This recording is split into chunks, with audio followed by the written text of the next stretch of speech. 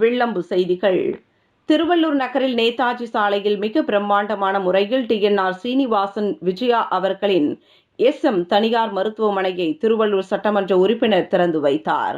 திருவள்ளூர் பிரதான பகுதியான நேதாஜி சாலையில் மல்டி ஸ்பெஷாலிட்டி வசதியுடன் கொண்ட SM தனியார் மருத்துவமனை திறப்பு PNR சன்ஸ் அண்ட் TNR அகோவா தொடர்ந்து DNR சீனிவாசன் விஜயா அவர்களின் SM மருத்துவமனை உதயமாக்கி உள்ளன.